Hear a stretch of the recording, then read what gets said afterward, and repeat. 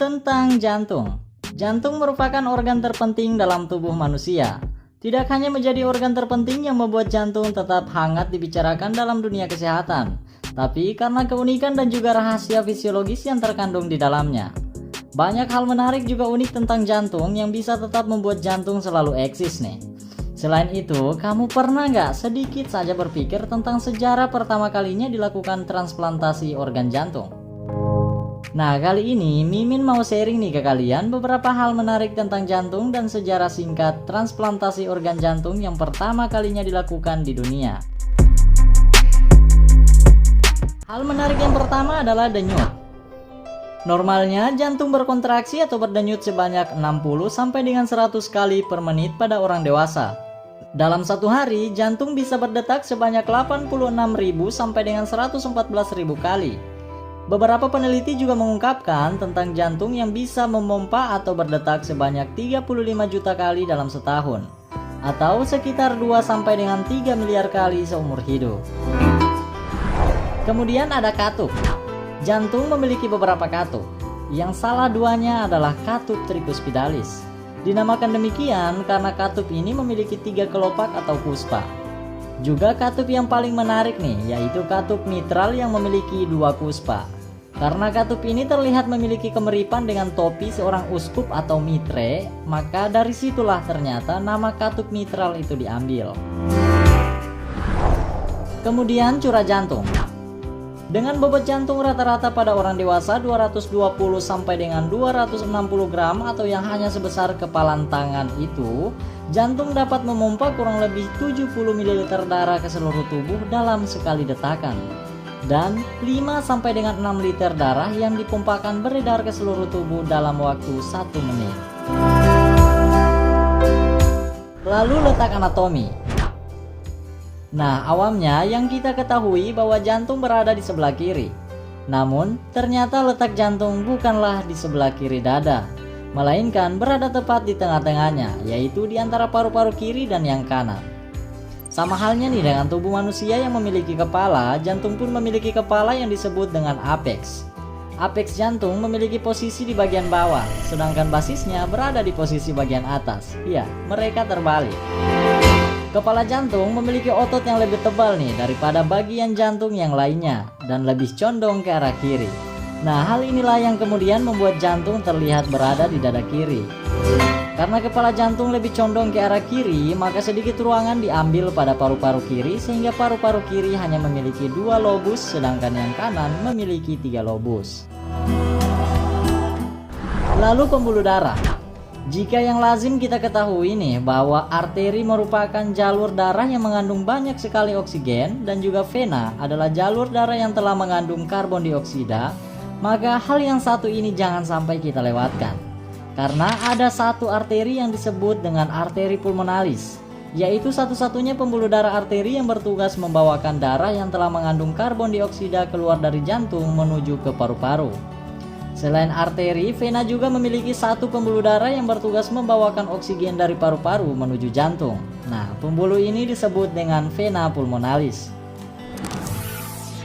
Respon tawa.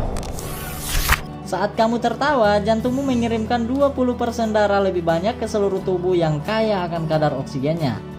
Sehingga ketika kadar oksigen dalam darah meningkat, maka akan memicu pelepasan nitrogen oksida atau suatu zat kimia yang berfungsi untuk melindungi jantung dengan cara mencegah pembentukan plak kolesterol jahat. Dengan demikian, dapat mengurangi peradangan pada pembuluh darah. Yang kedua dari terakhir adalah golden time. Saat jantung berhenti, maka sirkulasi darah dan oksigen ke seluruh tubuh pun akan ikut terhenti. Tubuh kita akan jatuh tak berdaya dan tewas. Tapi ada satu hal menarik yang harus kamu tahu. Ternyata dalam rentang waktu maksimal 5 menit, seseorang yang mengalami henti jantung masih dapat diselamatkan. Nah, waktu 5 menit inilah yang disebut dengan golden time.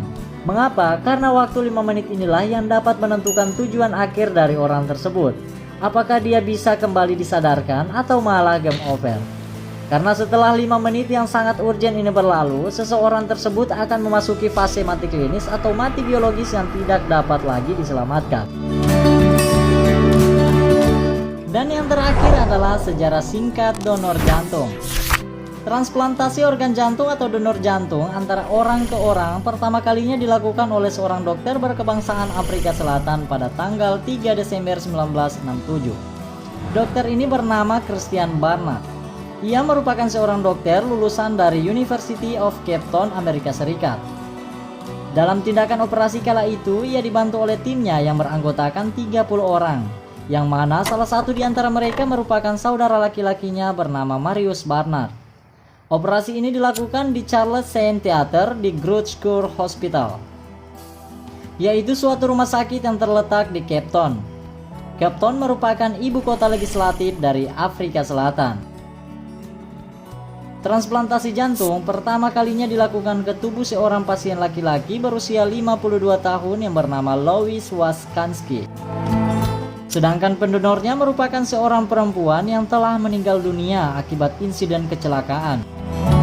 Nah, tanpa diduga-duga ternyata operasi ini berjalan lancar dan berhasil walaupun memang memakan waktu yang sangat lama, yaitu sekitar 9 jam. Kemudian selang waktu setelah operasi, pasiennya kembali siuman dan memulai kembali kehidupan normalnya. Seiring menjalani masa perawatan, ia diberikan obat-obatan untuk memulihkan kondisi tubuhnya. Selain itu, obat-obatan yang diberikan juga bertujuan agar tubuhnya tidak menolak jantung yang baru saja ia terima dari hasil transplantasi yang telah dilakukan.